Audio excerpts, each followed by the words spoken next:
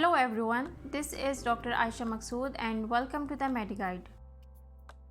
आज हम बात करेंगे एमोक्सिसिलिन एंटीबायोटिक के बारे में, जो कि मुख्तलिफ ब्रांड नेम से पहचानी जाती है, जैसे कि एमोक्सिल, ऑगमेंटिन, सिपमॉक्स, रेस्पिलिन, नोवाक्लॉक्स एक्सेट्रा।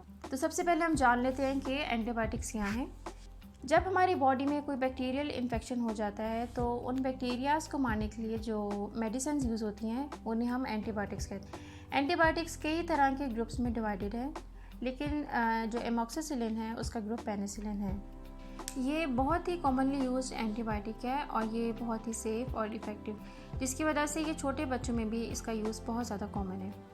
अब हम बात करेंगे इसके इंडिकेशंस के बारे में कि ये किन किन डिजीज़ में ये मेडिसिन यूज़ होती हैं। तो सबसे पहले मैं शुरू करूँगी हेड से लेकर नीचे तक, ताकि आपको आसानी से समझ भी आ जाए और याद भी रह जाए। फिर हम शुरू करते हैं हेड से, यानी ब्रेन में कोई इन्फेक्शन हो जाए जैसे कि मेनिंजाइटिस, तो ये उसमें भी बहुत कॉमन यूज़ है इसका।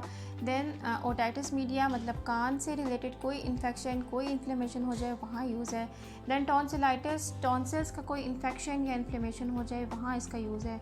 देन फुल रेस्पिरेटरी सिस्टम, मतलब लंग से रिलेटेड कोई भी इन्फेक्शन या इन्फ्लेमेशन हो जाती है जैसे कि ब्रोंकाइटिस, न्यूमोनिया, तो वहाँ पे इसका यूज़ है। फिर इसके बाद हम लेते हैं एब्डोमेन का फुल पार्ट, तो उसमें लिवर, स्प्लीन, मतलब पित्ता, इनमें कोई भी इन्फेक्शन हो जाए वहाँ यूज़ है इसका।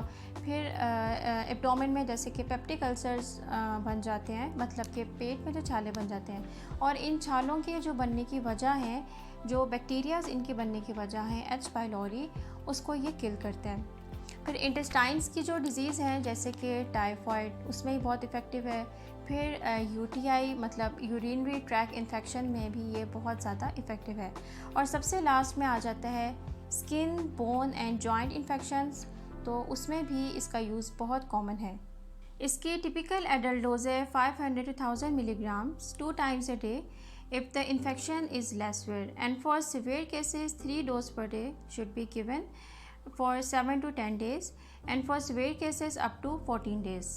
अब हम आते हैं इसके साइड इफ़ेक्ट्स की तरफ। तो ये बहुत ही सेफ़ मेडिसिन है, मतलब कि इसके जो साइड इफ़ेक्ट्स हैं वो बहुत ही कम हैं, लेकिन जो कॉमन इसके साइड इफ़ेक्ट्स हैं, जो ज़्यादातर लोगों में जो साइड इफ़ेक्ट्स पाए जाते हैं वो स्टमक रिलेटेड हैं। मतलब स्टमक अपसेट हो जाता है, nausea, vomiting, loose motion, constipation, diarrhoea, इनमें से कोई भी कंडीशन हो सकती है। और ये साइड इफ़ेक्ट्स तब तक रहते हैं, किसी भी एंटीबायोटिक के या किसी भी मेडिसिन के साइड इफ़ेक्ट्स तब तक रहते हैं जब तक कि आपकी थेरेपी चल रही होती है। जैसे ही आपकी थेरेपी डिसकंटिन्यू होती है, उसके जो साइड इफ़ेक्ट्स हैं वो ख़त्म हो जाते हैं।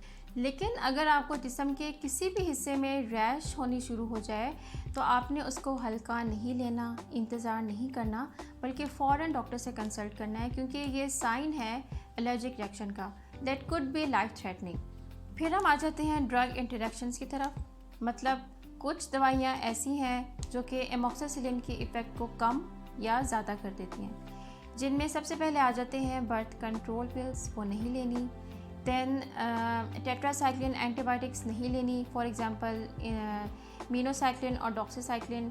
फिर मेथोट्रेक्सेट आपने नहीं लेनी, क्योंकि इसकी वजह से मेथोट्रेक्सेट टॉक्सिसिटी हो सकती है। प्रिकॉशंस की अगर हम बात करें तो वो मरीज़ जिनको किडनी प्रॉब्लम्स हैं उनको उनकी सिवेरिटी के अकॉर्डिंग, उनकी सिवेरिटी को मॉनिटर करते हुए हम उसकी जो डोज़ है वो एडजस्ट कर सकते हैं। और जो प्रेग्नेंट और ब्रेस्ट फीडिंग मदर्स हैं उनमें ये एंटीबायोटिक सेफ़ है, वो सेफली इसको यूज़ कर सकती हैं। मेरी रिकमेंडेशन आपको ये है कि आप इसको डॉक्टर की हिदायत के मुताबिक इस्तेमाल करें।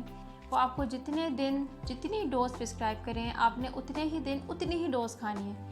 खुद से ना आपने डोज़ कम करनी है ना ज़्यादा करनी है।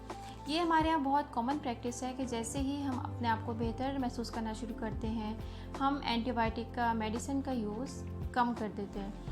और ये बहुत ही गलत है, क्योंकि इससे हमारी बॉडी के जो बैक्टीरियाज जिसकी वजह से हमें वो बीमारी हुई होती है वो दोबारा से स्ट्रॉन्ग होना शुरू हो जाते हैं, जिसको हम कहते हैं बैक्टीरियल रेजिस्टेंस। तो काइंडली आप सेल्फ मेडिकेशन से अवॉइड करें और डॉक्टर्स की एडवाइस को एज इट इज़ फॉलो करें।